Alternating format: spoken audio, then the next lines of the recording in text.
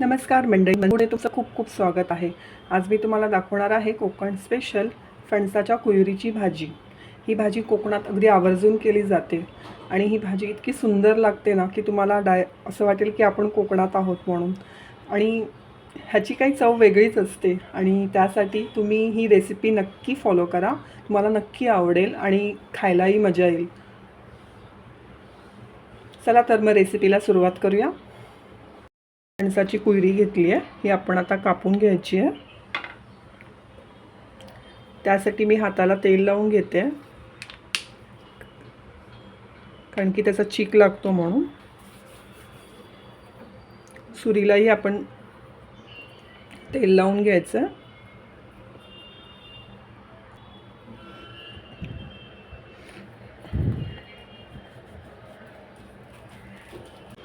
असे गोल तुकडे करून घेतले.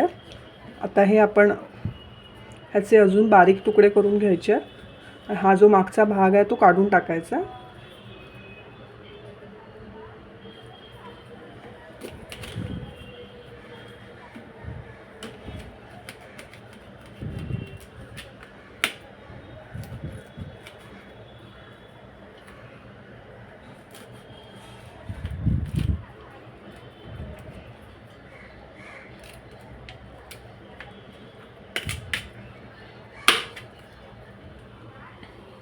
अशा प्रकारे तुकडे करून घ्यायचे. अशा प्रकारे ह्याचे तुकडे करून घ्यायचे आणि पाण्यामध्ये घालून स्वच्छ धुवून घ्यायचं, म्हणजे त्याचा सगळा चीक निघून जाईल. आता हे कुकरला लावणार आहोत. त्यासाठी कुकरमध्ये थोडं पाणी घेऊन हे आपण त्यात घालणार आहोत आणि ह्याला आपल्याला आता 3 शिट्या करायच्या आहेत आणि चांगलं शिजवून घ्यायचं. हे मी कुकरमध्ये 3 ते 4 शिट्या करून शिजवून घेतल्या अशा प्रकारे. आता आपण हे असं ठेचून घ्यायचे.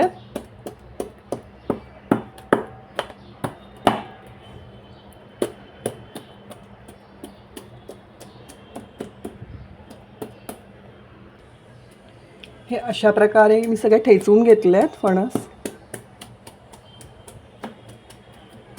आता आपण याची भाजी करूया. भाजी करण्यासाठी मी एका कढईत 2 मोठे चमचे तेल घेते. त्यात जिरं घालूया 1 चमचा. ठेचलेली लसूण घालूया.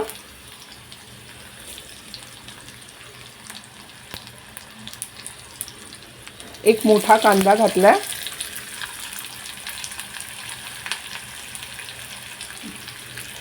आणि त्यासोबत कढीपत्ता. आता हे सगळं आपण चांगलं भाजून घेऊया. लसूण आणि कांदा भरपूर घाला, त्याला टेस्ट खूप छान येते. अशी कोकण पद्धतीने तुम्ही भाजी करून बघा, तुम्हाला नक्की आवडेल. आणि भाजी करायलाही खूप सोपी आहे, चवीलाही खूप छान लागते.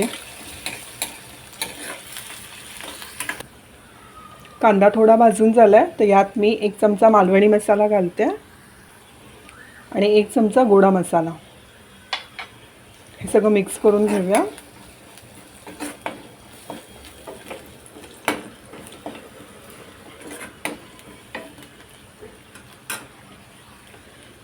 आणि हात मी काळे वाटाणे घालते.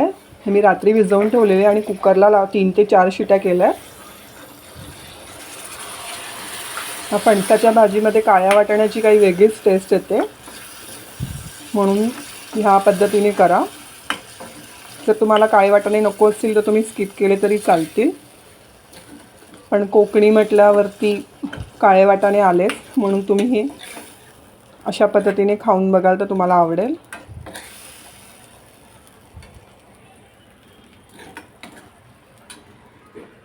आता हे मी ठेचून घेतलेले कुयरी यात घालते.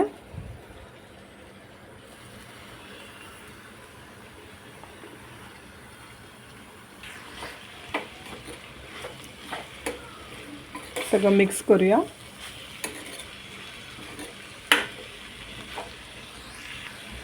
थोडं चवीनुसार मीठ घालूया.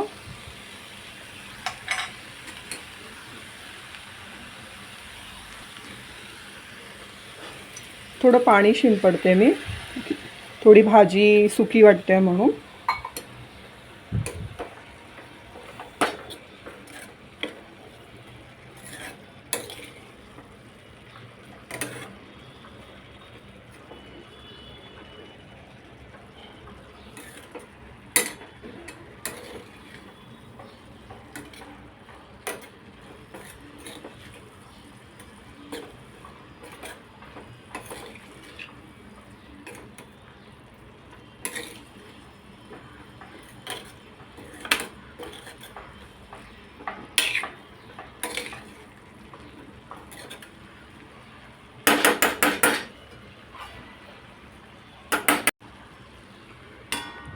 आम्ही झाकण ठेवून ह्याच्यावर एक वाफ काढून घेऊया.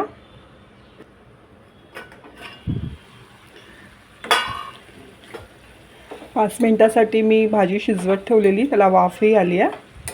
तर आपली भाजी तयार आहे. कोकणातली भाजी म्हटल्यावरती खोबरं तर आलंच, त्यामुळे आपण ह्यावर मस्तपैकी खोबरं घालूया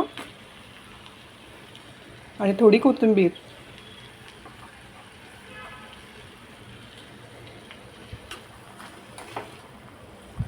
ही आपली फणसाच्या कुयरीची भाजी रेडी आहे.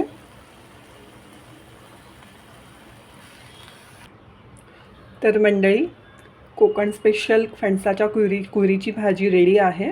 तुम्ही अशा पद्धतीने भाजी करून बघा, तुम्हाला नक्की आवडेल. आणि मला नक्की सांगा की कशी झाली आहे म्हणून. आणि त्यासाठी माझं चॅनल लाईक, शेअर आणि फॉलो करायला विसरू नका. तोपर्यंत बाय बाय.